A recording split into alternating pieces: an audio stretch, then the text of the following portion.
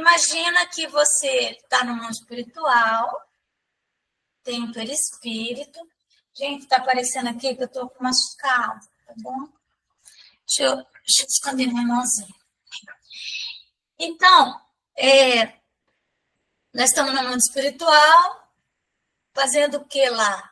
Aguardando justamente isso. Aguardando uma encarnação, um mergulho num corpo de carne. Só que, na dimensão espiritual, o nosso perispírito, ele é de uma matéria mais leve, mais sutil. A depender do grau do desencarnado, ele tem habilidades que nos faltam a nós aqui na Terra, que nós temos que andar, né? A lei da gravidade é muito pesada, nós não aprendemos ainda a neutralizar a lei da gravidade, mas na dimensão espiritual, os espíritos de um grau relativamente evoluído, eles já não rastejam mais como nós, né? Muitos já aprenderam a volitar, a fazer o teletransporte, não é? Então, encarnar realmente é algo que vai nos causar grande desconforto. Por isso que encarnamos num corpo bem pequenininho e vamos nos ajustando, vamos nos adaptando. Oi, Conceição. Tudo bem? Boa noite. Boa noite, Conceição. Seja bem-vinda. Obrigada. Então, o que acontece, né? Nós vamos, aos poucos, assumindo o controle daquele corpo, certo? Imagina que estamos lá, tem o embrião, né? Houve a fecundação, aí ocorre a ligação. Oi, Ivone. Tudo bem, Ivone? Seja bem-vinda. Boa noite a todos. Boa noite. Boa noite, Conceição. Então, vamos imaginar, né, que ocorreu a fecundação, o óvulo ali, e há, então, uma ligação magnética do perispírito, que já está tão bem miniaturizado, fica ali coladinho no corpo da mãe, né, e vai sendo sugado ali, né. Só que, conforme isso vai acontecendo, a consciência desse mesmo, ela vai se apagando. Nós vimos isso em questões anteriores aí. Entramos num sono profundo, né? Bem profundo. E vamos readquirindo a consciência com o passar dos anos, depois do nascimento. Mas sempre haverá grande influência do organismo, grande influência do cérebro, nos nossos pensamentos, por incrível que pareça. Na maneira como nós enxergamos a realidade, há uma influência muito grande mesmo. O corpo, ele funciona, ele reduz e retém a nossa capacidade de compreensão do meio onde nós estamos, da realidade mesmo. Porque nós vamos ter a visão, que são 2 olhos, nós vamos ver só um pouquinho lateral, mas a nossa visão vai ser sempre para frente, né, com alguma coisa lateral. Não vemos o que está acontecendo lá atrás, viramos tanto assim para o pescoço, mas já não vemos muito. Se não tiver um bom ouvido, já não... Entende? Então, há uma influência. Se a pessoa, por exemplo, é cega, como que ela vai interagir com o meio? há uma influência imensa do organismo. Muito grande, nós não podemos desconsiderar. Vamos ver o que os espíritos falam. 367. Unindo-se ao corpo, o espírito se identifica com a matéria. A matéria é apenas o envoltório do espírito, como o vestuário o é do corpo. Unindo-se a este, o espírito conserva os atributos da natureza espiritual. Sim, realmente. Os atributos da natureza espiritual permanecem. Após sua união com o corpo, exerce o espírito com liberdade plena suas faculdades? Aí é que vem. Ele tem os seus atributos? Tem, ele continua exatamente o mesmo. Mas ele vai exercer plenamente todas as suas faculdades, todas as suas habilidades. Aí ele diz assim, ó, o exercício das faculdades depende dos órgãos que lhes servem de instrumento. A grosseria da matéria as enfraquece. Entenderam? Reduz, né? Retém. Claro. Para que nós possamos ter um foco assim, sabe? Por isso, nós vamos habitar um corpo que vai gerar uma circunstância da qual nós não vamos escapar. Vamos escapar dessa circunstância, né? Aí a nossa liberdade vai ficar restrita. Nós vamos falar, eu sou livre, tenho livre-arbítrio, entre aspas. Tem circunstâncias, né? Assim, o invólucro material é obstáculo. Assim, o invólucro material é obstáculo à livre manifestação das faculdades do espírito, como um vidro opaco o é a livre radiação da luz. Entenderam? Então, você tem uma janela de vidro e ela está opaca, está suja. Então, você passou uma tinta, né? A luz vai atravessar livremente? Aí ele diz assim, exatamente isso. Só que é pior, ó, como um vidro muito opaco. Gente, olha o quanto o organismo influencia. E aí você fica vendo algumas teorias que falam que você não tem que cuidar do corpo, assim, no sentido de considerar que nós temos que pensar que nós estamos aqui para do espírito. Sim, evidente, mas só que a encarnação, ela foi pensada por Deus, né? Pensada por Deus e ela está posta dessa maneira. Quem somos nós para ficar discutindo aí que não vai cuidar do corpo, que o corpo morre mesmo, tal? Ele diz assim, ó, pode-se comparar a ação que a matéria grosseira exerce sobre o espírito a de um charco lodoso, gente. Por isso que é dura essa coisa de reencarnar, porque você tem que colocar um escafandro para entrar lá dentro de um charco lodoso sobre um corpo nele mergulhado, ao qual tira a liberdade dos movimentos. Vocês já entraram num rio, numa piscina, não entraram? Já, numa água limpa, boa, tá? Tentaram andar na água? Vocês viram como que nós não conseguimos correr na água, né? Por quê? Porque há aquela ação daquela matéria, da água no nosso corpo. Então, é a mesma coisa. O espírito, no corpo, ele está... O corpo é uma prisão. Uma prisão. E aí, nós temos que pensar... Oi? Fala, Oi.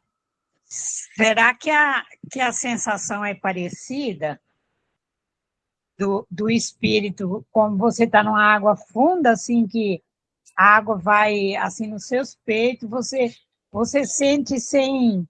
Você anda, mas é com muita dificuldade. Exatamente isso, porque no mundo espiritual, nós não nos arrastamos desse jeito. Até mesmo espíritos de regiões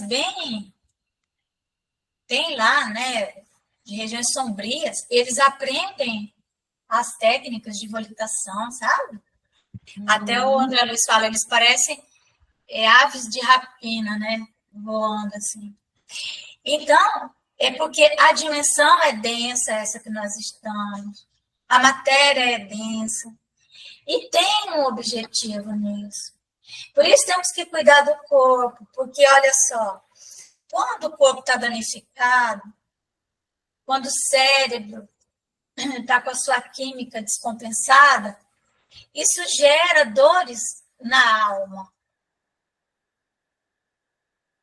Gera dores na alma. Igualzinho quando você corta, eu hoje fiz um tratamento aqui coisa aqui, e teve que queimar. Tá doendo. Lógico que tá doendo. Então, da mesma maneira, outras questões influenciam. Os hormônios. Não tem dia que a gente amanhece virado assim, né? Levanta assim, né? O que é isso? Isso é a influência do corpo. Sabe? Que tem a ver, que é a questão da mediunidade, porque assim, o corpo é um veículo mediúnico, né? Então, ele é um veículo que ele fica captando energia de tudo que é lado, sabe? Ele fica captando de tudo que é lado. E, então, é o corpo que faz isso. Porque são as energias da terra, do meio, conversando com uma pessoa, daqui a pouco estão passando mal.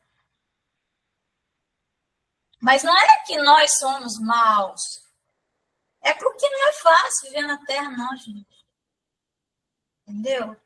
Então, nós temos que aprender sobre o nosso corpo, nós temos que cuidar, né? A pessoa, às vezes, não quero ir no psiquiatra, porque não sei o que, aquele preconceito. Tá, mas se você tivesse qualquer outra doença, você ia no médico. Né? Qualquer outro órgão que tivesse com problema, igual a Malvina machucou o braço, tem que engessar. Né? Então, é assim. É desse jeito. E nós temos que entender que há um propósito nisso. É para nos manter focados na nossa tarefa, na nossa missão. Senão nós iríamos ficar muito distraídos. Se nós tivéssemos, se o corpo não fizesse essa restrição das nossas capacidades, das nossas habilidades, imagina. Então nós iríamos, por exemplo, provavelmente nós aqui todos já somos excelentes músicos, excelentes, tanta coisa, nós já tínhamos tantas experiências. Nós iríamos querer ficar nessa vida nossa aqui? Por exemplo, se nós soubéssemos, sei lá, pilotar um avião, não vou dizer, mas, sei lá, tocar um piano divinamente, cantar, nós iríamos ficar nessa vida aqui? Não. Não é? Não iríamos. E então, o corpo vem com aquela... Fala, Marta. Eu vou precisar sair, me desculpem. Boa noite. Boa noite. Com Deus. Então, é isso. Imagine se nós iríamos, então, focar nessa vida que nós temos. Não, nós iríamos fazer aquilo que nós gostamos de fazer, que é aquilo que nós já aprendemos a fazer. Então, nessa existência, nós vamos ter que aprender a fazer coisas que não sabemos ainda. Ou repetir coisas que nós deveríamos saber Não sabemos, então ficamos ali só com aquelas possibilidades mesmo. O livre exercício das faculdades da alma está subordinado ao desenvolvimento dos órgãos? Então, aqui quando é uma criancinha, né, que ela vai desenvolvendo os órgãos. Então, é meio óbvio, né, que sim, né? Não é? Os órgãos são os instrumentos da manifestação das faculdades da alma. As faculdades da alma, então, elas precisam dos órgãos para se manifestar. Manifestação que se acha subordinada ao desenvolvimento e ao grau de perfeição dos órgãos. Com a excelência de um trabalho, ou está a da ferramenta própria à sua execução. Então, você é um excelente pianista, né? Mas o teu piano está desafinado, você não vai tocar. Está quebrado, você não vai tocar. Violonista, o violino quebrou, você não tem um instrumento, por mais que você saiba. Então, é a mesma coisa. Por exemplo, o nosso cérebro, o cérebro do ser humano, ele amadurece depois dos 40 anos. Que ele vai estar assim, maduro mesmo. Até lá, nós fazemos muita tolice. E muitos depois dos 40 continuam fazendo também. Mas, aos 40 anos, é o momento em que o nosso cérebro está pleno para desenvolver, para transmitir tudo aquilo que está previsto para aquela existência. Certo? Então, é isso. Se é um cérebro defeituoso, com cicatrizes, em que a onda cerebral não consegue passar direito, a onda magnética não passa ali direito, o que vai acontecer? As informações que vêm do mundo espiritual para o cérebro, ou que vem no meio, ele vai fazer conexões erradas. Ele não vai ter, muitas vezes, capacidade de compreensão. Mas é por causa do cérebro, não é por causa do espírito. Da influência dos órgãos, se pode inferir a existência de uma relação entre o desenvolvimento do cérebro e os das faculdades morais e intelectuais. Não confundir. Aqui ele vai dizer o seguinte: uma coisa é o corpo não poder transmitir o que o espírito está falando. Outra coisa é o que o espírito já sabe e tem como conquista. Então, ele diz assim, não confundais o efeito com a causa. O espírito dispõe sempre das faculdades que lhe são próprias. Sempre. Ora, não são os órgãos que dão as faculdades, e sim estas que impulsionam o desenvolvimento dos órgãos. Entendeu? Claro que se o órgão não se desenvolveu como deveria, ele também não vai conseguir transmitir as informações que o espírito precisa transmitir através daquele órgão. Se você sofre uma paralisia, por exemplo, num braço, tal, você não vai conseguir escrever, por exemplo.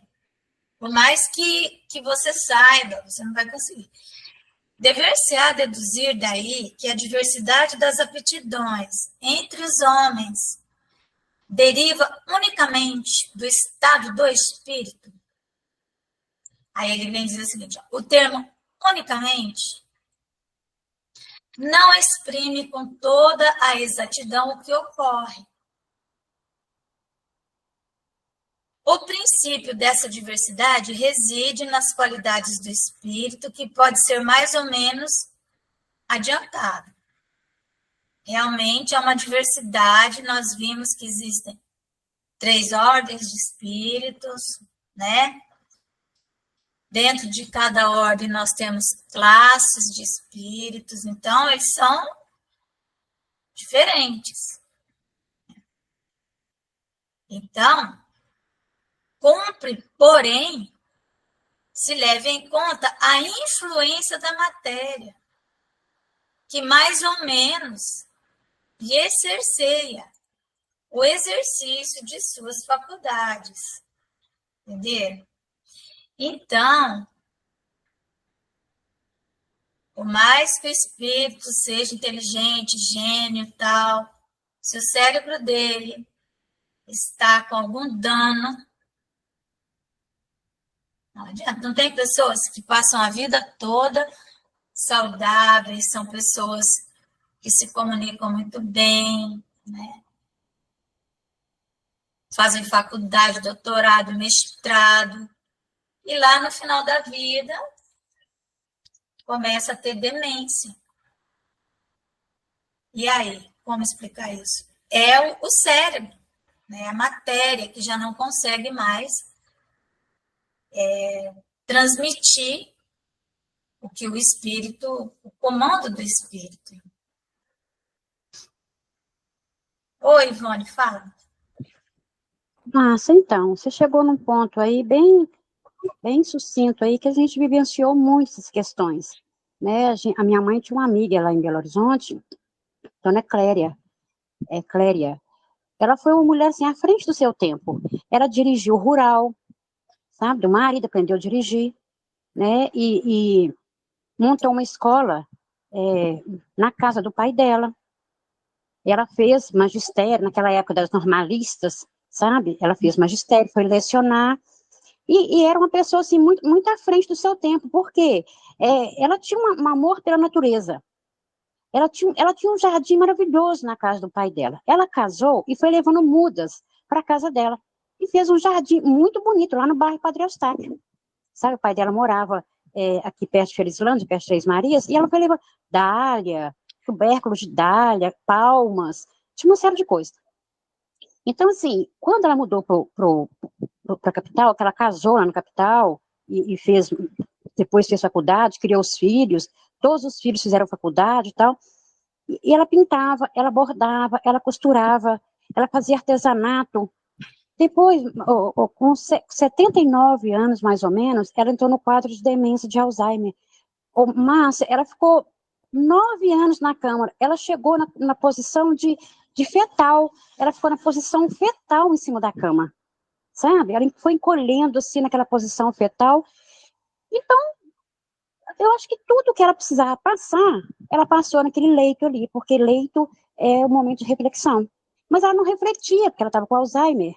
Mas ela vivenciou esses 9 anos no leito e chegou a ter que enfiar um paninho nos dedos, que a mão fechou tanto que as unhas cresciam e cortavam a mão dela. Então, cada dia que passava, a gente ia na casa da Dona Cléria e ela estava menor, porque ela chegou na posição fetal. O que significa uma vida assim de tantos afazeres, de tanta coisa que ela deixou, costurou à frente do seu tempo, era uma pessoa que dirigia rural, levava as crianças para a escola na rural, e chegar no estado daquele. Obviamente, eu não acredito que seja uma punição divina, claro que isso não existe, né? Mas está dizendo aí um ponto que nós já vivenciamos aqui em Três Marias também, outro, Dona Cléria. Por que o espírito chega nessa condição de estar na posição fetal? Por quê, né? Normalmente é o trabalho, a missão interna que não foi feita, sabe? Mas ela fez tanta coisa, meu Deus do céu. Ficou exatamente, ela trabalhou a missão externa, né? Então, quando isso acontece, que o espírito fica como se fosse num casulo, o espírito, ele está lúcido. Ele está lúcido, né? E ele, então, está trabalhando questões internas dele, certo? Que não foram trabalhadas por inúmeras razões, Não é por culpa da pessoa, não. Muitas vezes por falta de circunstância. Então, ao ficar ali, você sabia que tem yogis que eles entram num estado de meditação profundo e é consciente, e eles não retornam mais. Eles não retornam mais. E eles começam a perder a matéria. Vai perdendo a matéria até desaparecer praticamente. Entendeu? Uhum. Esse estado, eles entram em estado de hibernação, vamos dizer assim. Que para nós é um estado de inatividade. Mas o espírito não está inativo. Não, eu acredito que ele não estivesse... Ele está fazendo um trabalho ali muito necessário, muito importante, em dimensões que nós não temos nem ideia, sabe? Então, o que acontece? Hoje em dia, com essa gama de medicamentos que existem, né? O corpo, ele sobrevive mais tempo, o corpo. Mas o cérebro, ele ainda não tem muita coisa para o cérebro. O cérebro vai deteriorando, sabe? Então, esse tempo também que o espírito... Minha mãe, quando você começou a falar, você falou da minha mãe. Os últimos anos da minha mãe, ela chegou a uma idade de 4 anos de idade, uma criança. E ela foi uma pessoa assim, né? Ela foi presidente do Conselho Estadual de Educação, foi secretária de Educação do Estado de Rondônia, dirigiu o ICEL há 12 anos, e ela começou a ter uns AVC, uns isquêmicos, e ela foi fazendo demência vascular. E ela passou todos esses anos que ela entrou em estado de demência, ela se tornou uma pessoa extremamente alegre, ela ria de tudo e tal, né? E nós conversávamos com ela, qualquer coisa que falava, ela ria bastante, mas ela foi para uma idade infantil. A idade infantil. Por que isso, né? Nós ficamos pensando. Para fazer esse trabalho interno. Isso poupa do espírito anos de umbral. Porque, querendo ou não, ainda chorando, ele está ali, está no meio dos amigos, o pessoal, entendeu? Ele vai gastando fluido vital. É muita coisa que nós não temos ideia do que é que está acontecendo ali, sabe? E aí tem gente que chega e faz eutanásia, né? Achando que está ajudando. Entendi, não entendi. Não, com relação... Nós temos 2 missões. Nós temos uma missão externa, que é isso, nosso trabalho, nossa família, várias coisas. E uma missão interna, um trabalho interno que precisa ser feito. Nossos traumas, de longas datas, nem dessa vida, de outras. Às vezes, o espírito ficou trabalhando questão de 1000 anos atrás. Então, ele precisou, entende? Ficar ali, clausurado, trabalhando aquela questão. Fechado, focado naquilo. Porque aquilo estaria atrasando ele. As questões internas. Não é dessa vida, normalmente, não é dessa. É de muitos e muitos séculos passados, né? E aí ele fica ali, certo? E aí nós vamos fazer os julgamentos. O que foi que a pessoa fez, né? Deus, não sei o que lá. Mas... Então, porque, na verdade, a gente sentia-se conduído, né? Eu tinha uma certa compaixão de ver Dona Cléria, assim. Claro. Eu conheci, ela já era casada, os filhos estavam criados já, mas assim, ela contava, mamãe contava as histórias dela, então assim, foi uma mulher à frente do seu tempo, que até enfrentou o pai, né, o marido, porque ela era uma pessoa assim, que era à frente do tempo, ela ia dirigir o carro do marido, era uma rural, e ele falava que mulher não fazia aquilo, né, Nossa, mas mulher não dirige carro, quem dirige é o homem, é o marido que leva. E ela levava as crianças para a escola, sabe? Então, assim, é uma mulher que tinha amor pela natureza, porque ela tinha um jardim maravilhoso na casa do pai, e fez um jardim maravilhoso na casa dela, no Padre Eustáquio. Uma coisa maravilhosa o jardim dela, sabe? Então, se ela tinha uma missão aqui na Terra, ela criou os filhos e tal, mas talvez a intimidade dela, talvez ela fosse rebelde, ou vaidosa, ou orgulhosa, alguma coisa assim, digamos assim. Não, mas não é isso. Ah, São questões internas, traumas. uhum, Traumas muito fortes do passado, sim, sabe? Sabe aqueles traumas lá? Sabe-se lá, né? é, Que anos de terapia não dão conta. Então, aí ele entendo. fica confinado ali. Porque, às vezes, o espírito reencarna e leva uma vida dessa, uma vida para fora. Você está falando de uma pessoa que levava uma vida para fora, né? Bem para fora. E justamente para não internar questões da alma, que se descessem, talvez trouxesse depressão, trouxesse um monte de coisa. Então, a pessoa não vai encarar aquilo. Né? Então, ao final da encarnação, isso acontece como uma bênção, porque aí, já que ela tá, já cumpriu sua tarefa, cumpriu sua missão, né, com o filho, com o marido, com tudo, né? A missão externa, vamos dizer assim. Então, agora os espíritos levam aquele ser para trabalhar com ele essas questões profundas do inconsciente, mais profundo, né? Fica mergulhado dentro de si mesmo, né? Então é isso. É parecido com o que os yogis fazem. Eles ficam no estado de meditação absoluta, né? E ninguém e ficam fazendo isso aí, sabe? Há uma certa inversão de comportamento dos orientais para os ocidentais. Os orientais, eles trabalham muito a questão interna, entendeu? E os ocidentais, nós, trabalhamos muitas questões externas.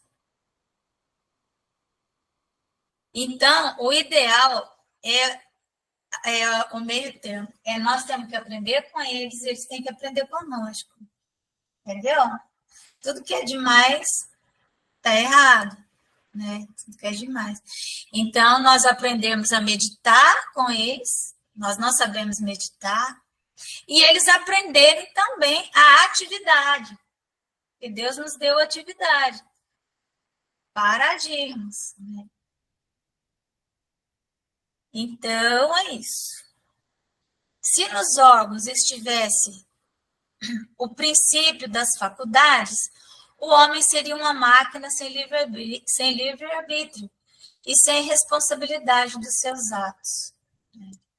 Forçoso, então, fora admitir-se que os maiores gênios, os sábios, os poetas, os artistas, só o são porque o acaso lhes deu órgãos especiais, donde se seguiria que, sem esses órgãos, não teriam sido gênios, e que, assim, o maior dos imbecis houvera podido ser um Newton, um Virgílio ou um Rafael, desde que certos órgãos se achassem providos. Ainda mais absurda se mostra semelhante hipótese se a aplicarmos às qualidades morais. Efetivamente, segundo esse sistema, um Vicente de Paula, se a natureza o dotara de tal ou tal órgão, ele tinha um órgão da caridade, vamos dizer assim, né? Vicente de Paula. Teria podido ser um celerado, e o maior dos celerados não precisaria senão de um certo órgão para ser um Vicente de Paula. Admita-se, ao contrário, que os órgãos especiais, dado que existam, são consequentes, que se desenvolvem por efeito do exercício da faculdade. E o órgão está ali pequenininho, mas como o espírito ele é poderoso, ele vai desenvolvendo aquele órgão naquela direção. Né? Tanto que na adolescência, a nossa mente, ela se abre muito mais para os conteúdos da alma, é quando a mediunidade se abre. E aí, então, aquelas informações, elas descem numa velocidade imensa. Então, os órgãos, eles vão se desenvolver, né, por efeito do exercício da faculdade do espírito, como os músculos, por efeito do movimento. E a nenhuma conclusão irracional se chegará. Então, o que ele está dizendo aqui? Que o órgão vai se desenvolver de acordo com as informações que estejam, na verdade, no perispírito. Que o espírito transfere para o perispírito, porque é o perispírito que traz aquilo para o corpo. Só que nós sabemos muito bem que a depender das experiências que nós vamos precisar ter na Terra, algumas faculdades ficam bloqueadas, né? Bloqueadas, e aí não vem, e aí o órgão não se desenvolve, entendeu? Silvano-nos deu uma comparação trivial à força de ser verdadeira. Por alguns sinais fisionômicos, se reconhece que um homem tem o vício da embriaguez. Serão esses sinais que fazem dele um ébrio? Ou será a ebriedade que nele imprime aqueles sinais? Pode dizer-se que os órgãos recebem o cunho das faculdades. Evidentemente que não é porque ele parece um alcoólatra que ele é um alcoólatra. Não, ele é um alcoólatra e por isso ele parece ser um alcoólatra. Né? Então, é isso. Então, é isso, meus irmãos. Lembrando que todos nós que aqui estamos, nós somos muito mais do que essa personalidade que nós estamos apresentando. Nós temos muito mais faculdades, né? Nós temos muito mais habilidades, muito mais. Apenas não temos órgãos por onde elas possam se manifestar. E por que não? Porque o nosso perispírito foi programado para bloquear essas habilidades. Senão nós iríamos ficar só nelas e não nas outras. Então, mais ou menos, né, para nós entendermos. E ao máximo, gente, que nós pudermos cuidar das nossas questões internas, por exemplo, existem questões nossas, psicológicas, né, e até psiquiátricas mesmo, que nós jogamos para debaixo do tapete, não queremos falar disso. Não, eu não vou tocar nisso, vou deixar isso para lá.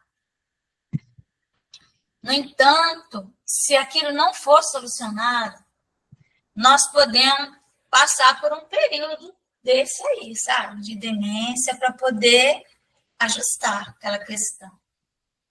Então, quando nós observarmos em nós, né, algum sinal, assim, alguma dor da alma, né, procuremos ajuda. Procuremos ajuda qualificada. Vamos enfrentar as nossas dores.